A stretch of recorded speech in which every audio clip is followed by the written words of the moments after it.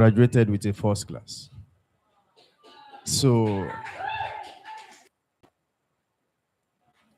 then, I have a couple of friends that, what we are chasing that time was a GP.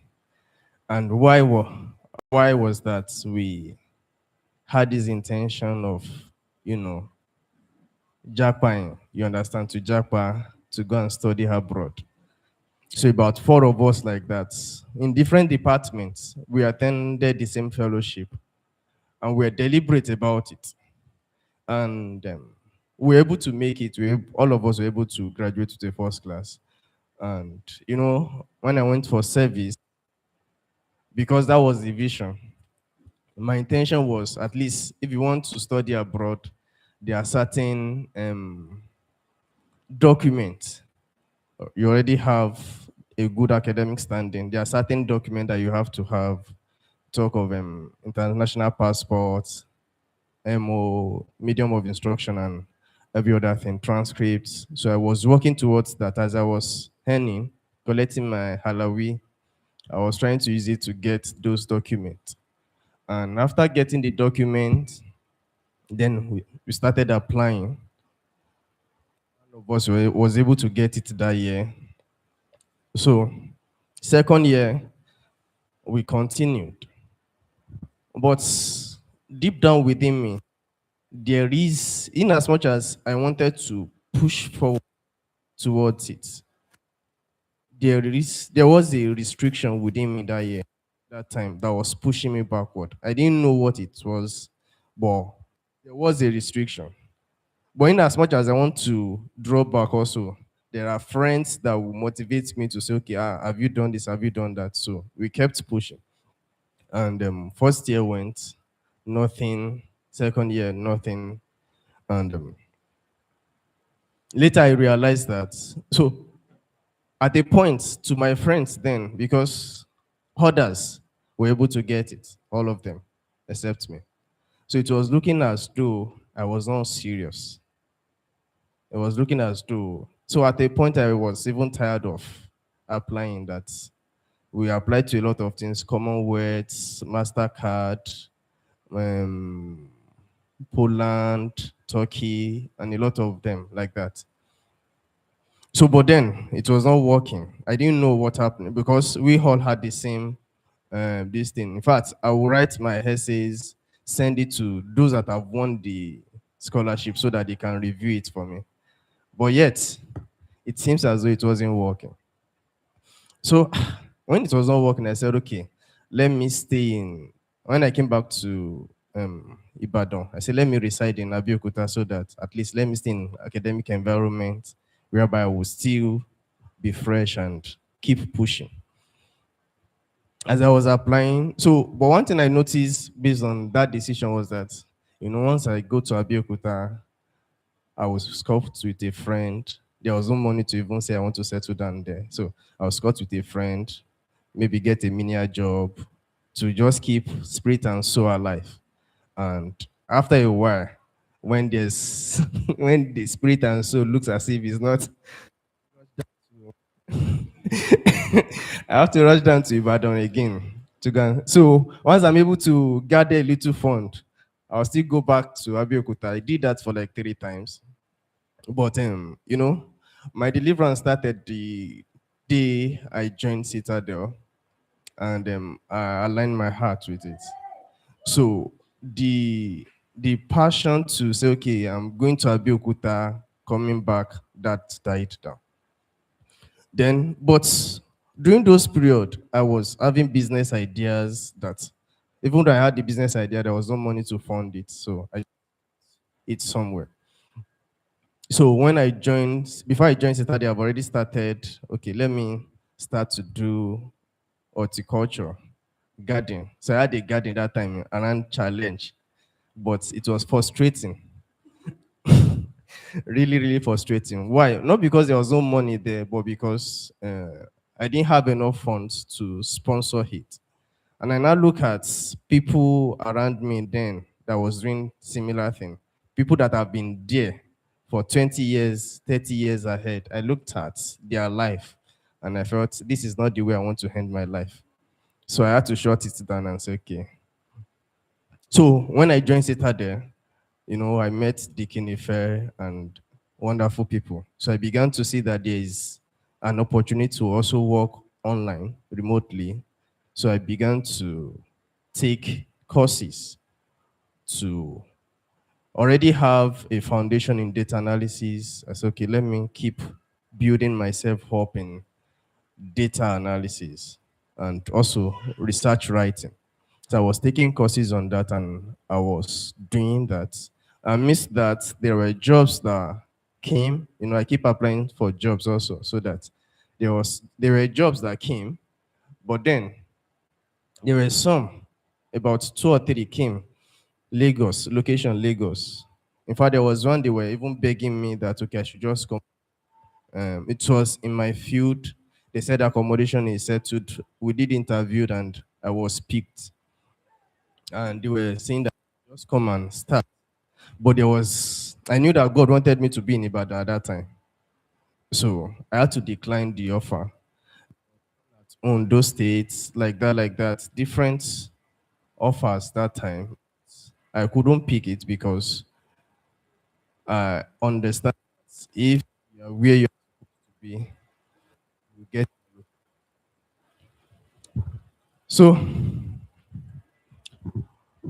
I kept doing the course I was doing that time, and I was doing the things I was supposed to do.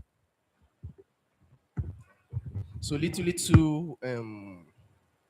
you know, some people want to do data analysis, they will contact me. Okay, at least when those ones were coming in, I was using that to, keep spirit and soul, body, spirit and soul alive. And so, but then in two, 2000 2024, towards the end of the year, a cousin of mine called me. He has a company, and he said, "Can I do a data analysis? Can I help them analyze their data for the year?" I said, "Why not? That's what I do." So they sent the data, and I was able to analyze it. I sent it back to them. Then, after a while, he called me and was sharing with me that he has been having this vision to start up another company, but his own hands is filled. He cannot do it, but he needed a trusted person. So that day I went for a meeting with him and one other person. We were three, and we had the meeting. And the only thing they shared with me was just the vision of the company. That okay, this is the problem we want you to solve. Just to, it's an agri processing company. So that is what we want. This is the problem, that we just want to produce food that is healthy, for that even when people that have sicknesses like diabetes can eat and it's safe for them. And that was the only thing they shared with me. They said I should go and develop what can we do and the likes. Then I had to begin to research. Thank God I have a little research skill. So I began to research and I developed a proposal that okay, if we can do this, then it will work. And that was where we started. But my first challenge was that based on the experience over the years, you know, I had this myopic mindset that time.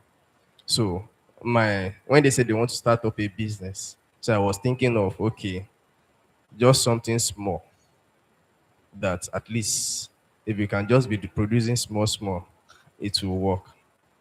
But on the other hand, they have a vision of setting up a standard place. Do you get it? Of setting up a standard place. So my idea of the kind of setup, my own kind of setup and their own kind of setup wasn't aligning. So I discovered that there is a need for a mind shift, because if you cannot see it, you cannot achieve it. It is what you can see that you can achieve. I was looking at something small, but they were looking at okay, Let's set up something standard that, okay, we can be NAFDAC approved, and so that if we want to do marketing, you understand, you will not be afraid of, this product does not have NAFDAC reg number, so we can't do hard. He said, let's put in the right system. So I discovered that that would be a challenge. Then I began to work on that. I watched some podcasts, some videos, listened to some messages to, and I deliberately began to work on that mindset. It was, there was a time, let me share a funny experience. There was a time we went out, we had a meeting and went out to, to a restaurant to eat. And it was just order for anything you want. And others ordered. But when it was my turn, I just ordered for, based on my own, based on my own little experience, at least once you can have rice and chicken. So my cousin that time was looking at me somehow, was like, why did I have to order for this guy? I said, I just had to look for something to. So I knew that it's actually going to be a challenge for me if I'm going to fulfill my role. So I began to work on it deliberately, then look for people that have done it before. I spoke with someone. In fact, there was a time we had to travel to Oshogbo so that we can learn from people that have been in the industry before. So we did that and we started. And like I said, the only thing that was given to me was just the vision. So I trust God for wisdom. We're able to come up with the products that we can sell. Okay, they said, okay. I gave a list of products. So they said, okay, let's start with this. And we began to search for this and that and that and that.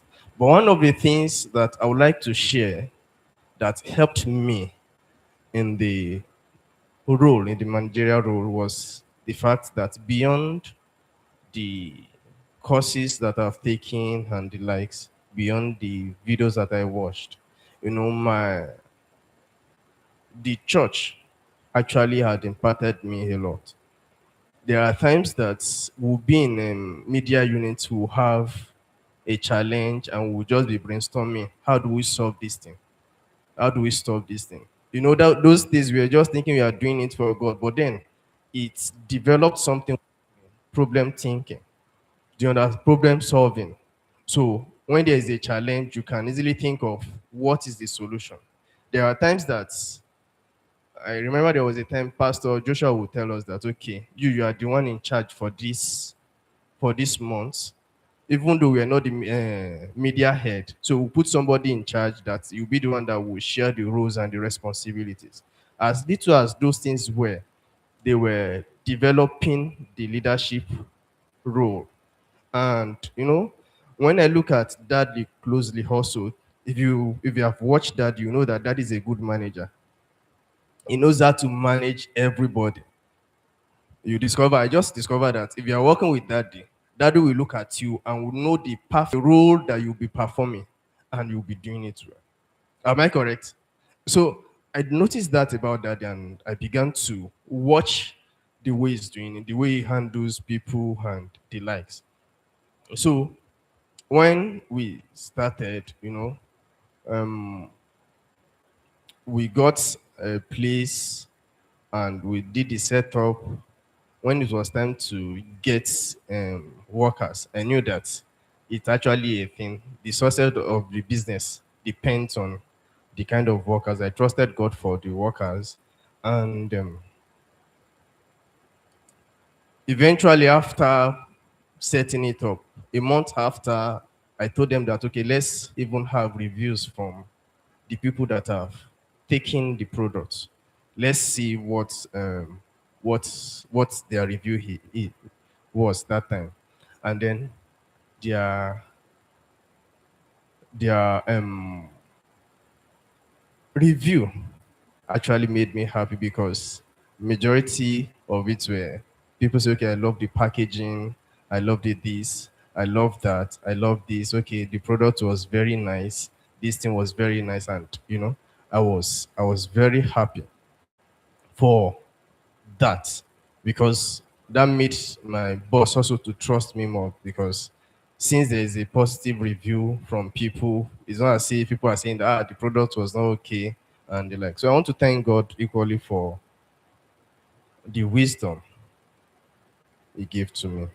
So in conclusion,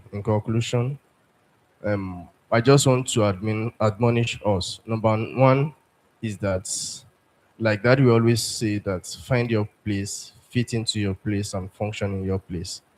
Know what God wants you to do. It's very, very important. And also, let's develop ourselves and don't underestimate little assignment. You never can tell. Commit more into your hands. And I pray that God will help us in Jesus' name. So thank you so much for everything.